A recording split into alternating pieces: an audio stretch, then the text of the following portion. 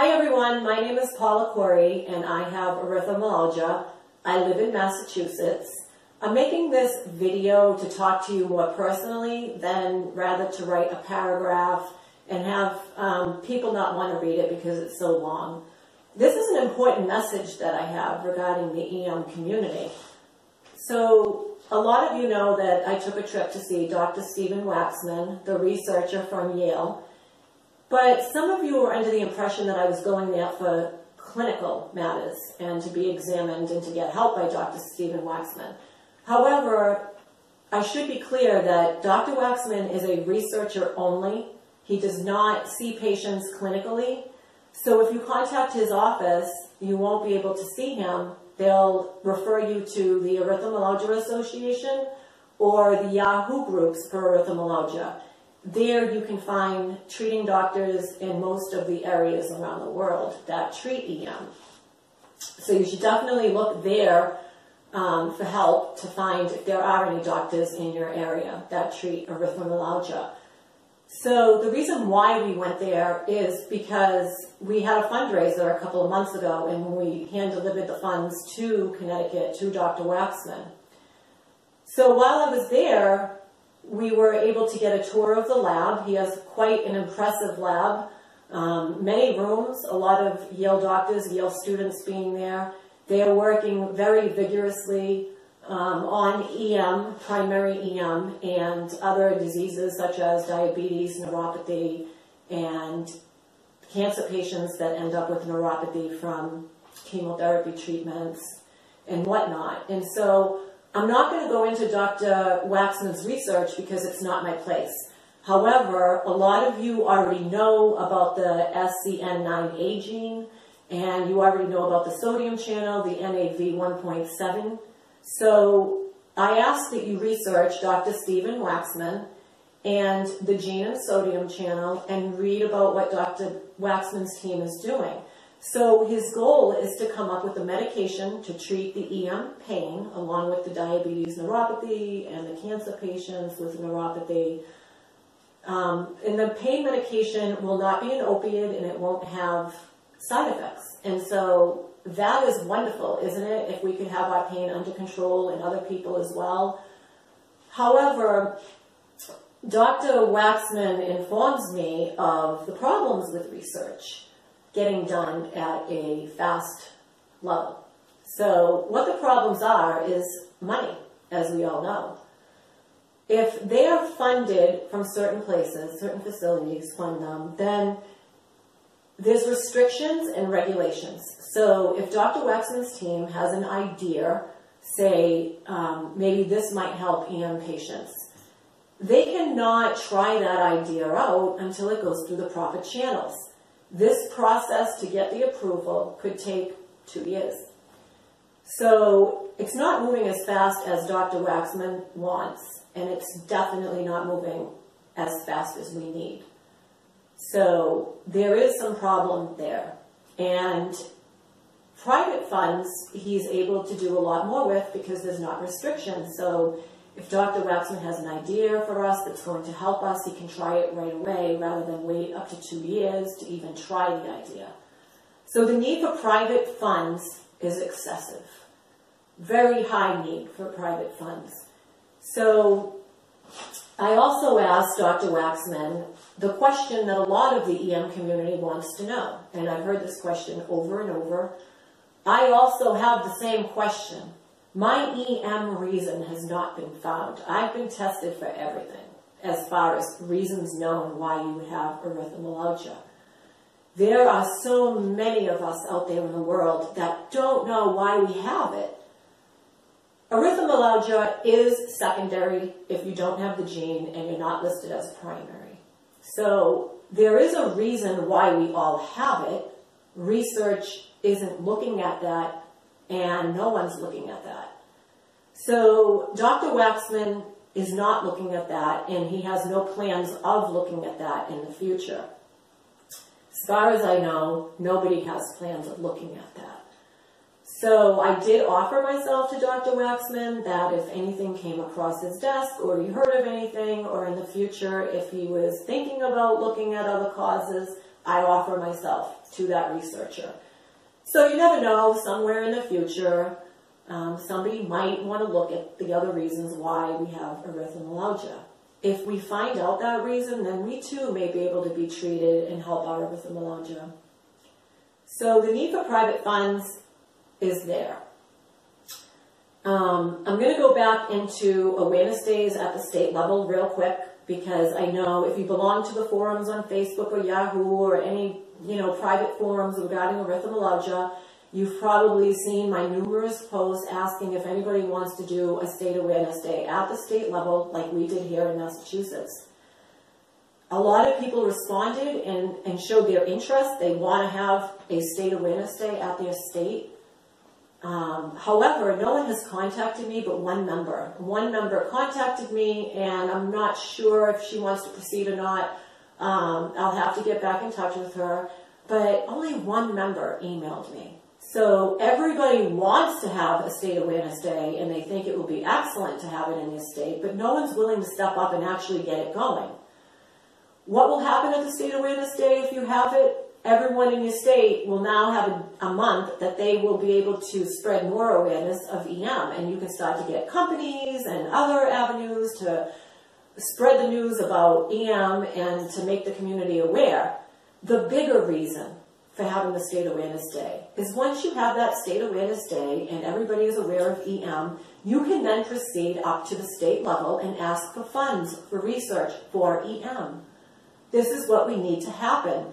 Yes, the Awareness Day is important to make everyone in the state or most people aware of EM, but the more important issue is getting to that state level and getting the money for funding. I have on my Facebook page instructions of how to go about the Awareness Day.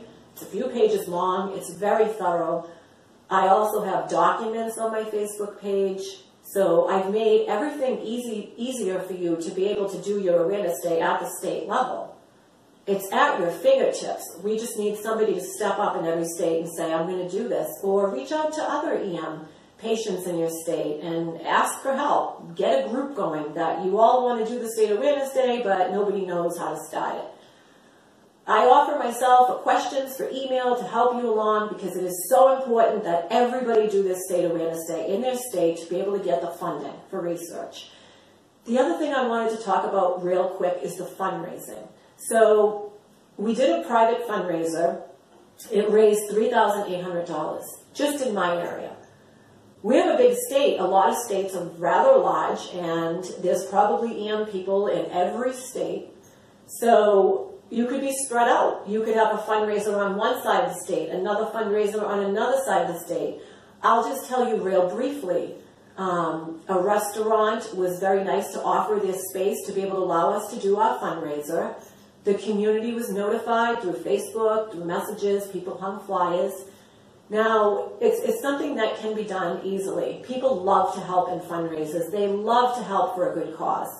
So this money that you raise from fundraisers can be put directly to research, and whether it be Dr. Waxman or some other researcher that you want to give it to, they'll be able to do things faster and quicker and hopefully try to get us relief and maybe a cure so much faster than waiting for the funds that have restrictions on them.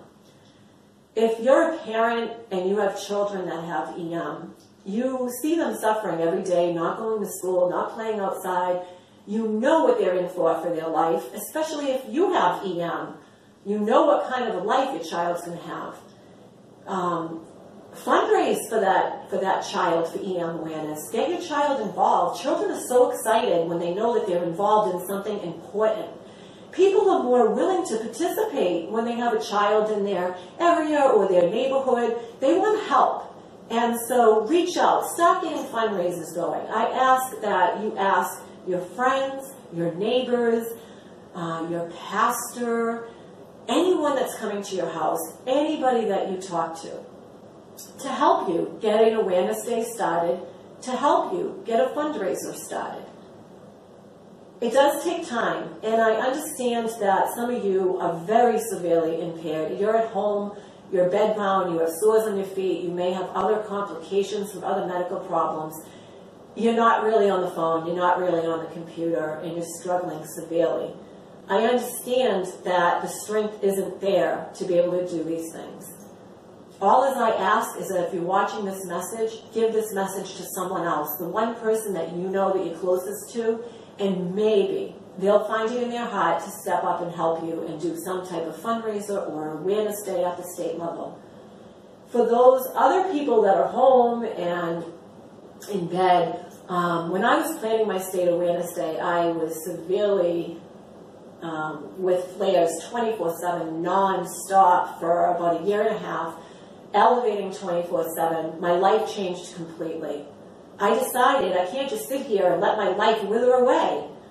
And no one's helping. And so, yes, I did that, sick and in pain and burning. And it worked out. And so what I'm asking you is, how bad are you suffering? Are you suffering bad enough where you want medication to work, where you want research to be done, where you want a cure to happen? Are you suffering bad enough watching your children suffer with EM? Because if your answer is yes to any of these, then you have to do something about it.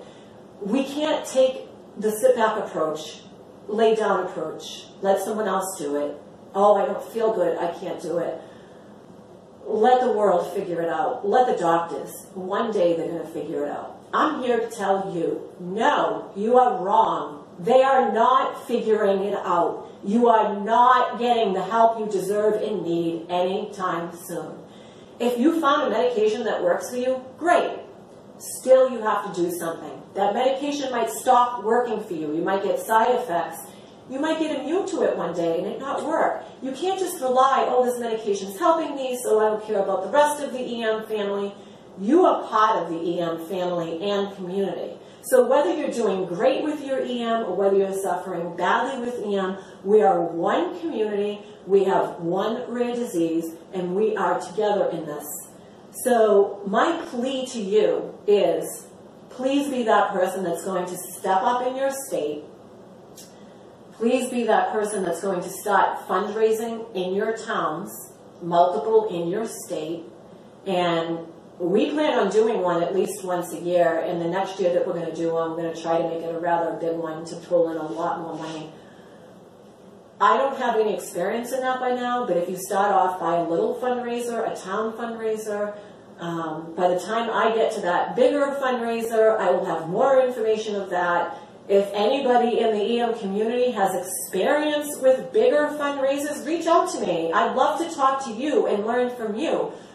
I'm not here to tell anybody what to do. I'm learning as I go along too. I've learned a lot from the EM community.